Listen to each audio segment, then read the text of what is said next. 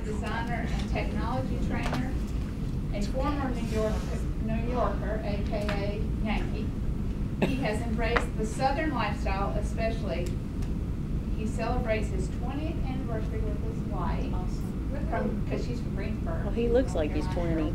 Today, Anthony will be speaking from Project 4 and Constant Communicator Manual, How to Say It, entitled Designing Sanctuary. Cinematic sanctuary. Cinematic. Yay, Anthony!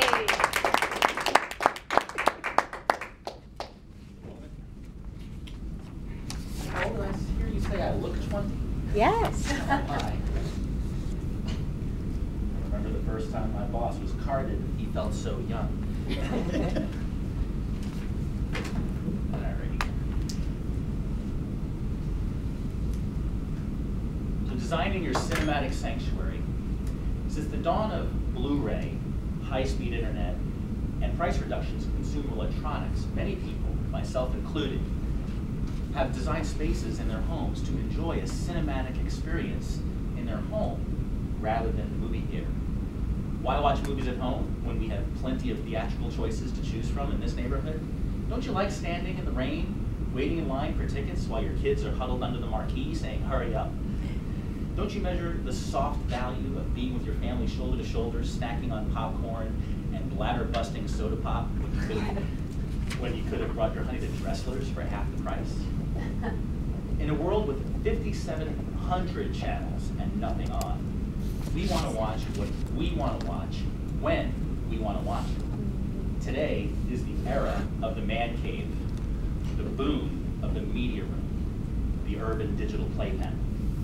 If you long to create an urban media sanctuary for you or your loved ones, today is a great time to do it.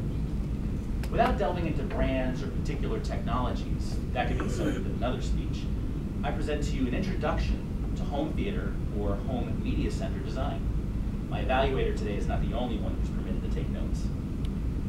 The three most important things in designing your sanctuary are what I call the 3 S's: your sights, your sounds, and your surroundings. First, consider your surroundings. Like any artist, you have to consider the canvas you're allowed to work with. How big is your room? That's going to determine how many people can sit in there. That will also then govern how large your display can be. Is your potential media room going to be dedicated, or is it multi-purpose, perhaps a family room or a living room? Do you have control over your lighting? Do you have a large picture window which can possibly wash out the image of a projector? Or do you have control how dark you can make the room, no matter what time of day it is?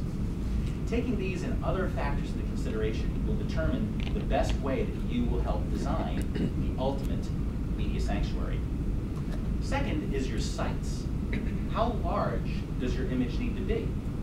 The optimal screen size is one where your primary viewers can have a sense of immersion and be in the film, but not to the point of distraction where they're wondering if they're going to miss something to the left or the right because the image is so large.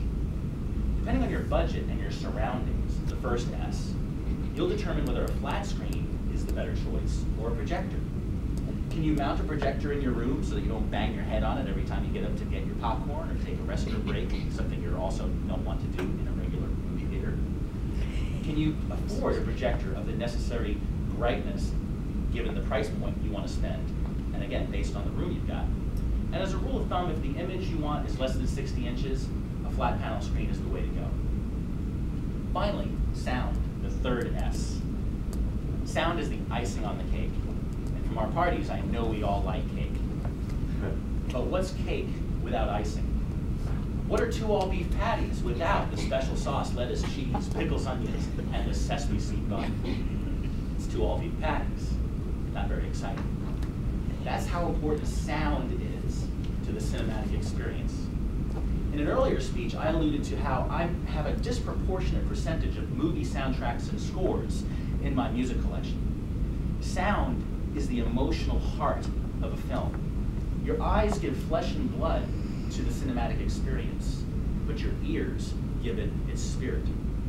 Try to imagine some of the most popular films of our time without a majestic score available there to back it up.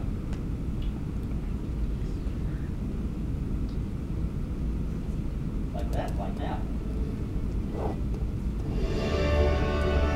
Apollo 13, hurtling away from the Earth, breaking the bounds of gravity on a voyage of 500,000 miles. Try to imagine watching the rest of the movie without that soundtrack. You've got 3 men in a can. Remember the maiden voyage of the Titanic, the legendary launching of the largest luxury liner. If all you heard was the surf and the seagulls. What would Star Wars be without the musical contribution of John I love Williams, Star Wars. a masterpiece which brought the cinematic score back into vogue? Without music, that'd be a lot of space to fill.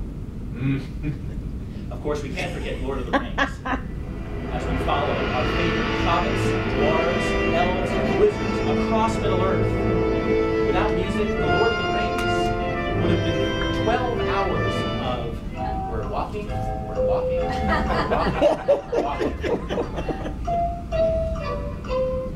Now that you see and hear how important audacious audio is for the home theater experience, what do you need to look for in your home cinematic theater?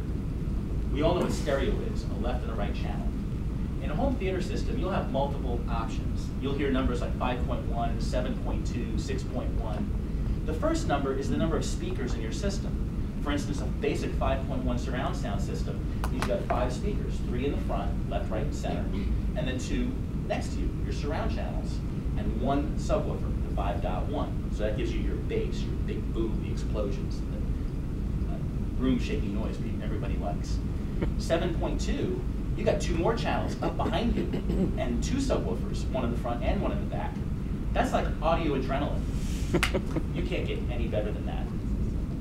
So depending on whether you have the flexibility of a dedicated media room or the constraints of a family room, you need to consider the physical layout of your audio options. Can you mount speakers in optimal positions all over your room? Will your speakers be wall-mounted, mounted in the wall, or freestanding? Can you walk around the room? Will pets hit the speakers or kids hit the speakers? Will you have to find some way to create a good balance between an audio-visual blend based on the limitations of your room that will still be satisfying to you and any friends you have over the house? Sights, sounds, and surroundings, the 3 major considerations in home theater design. If you're a fan of film as I am, I hope this speech has given you an appetite for the home movie-going experience, or should I say, the movie-staying experience. Madam Toastmaster.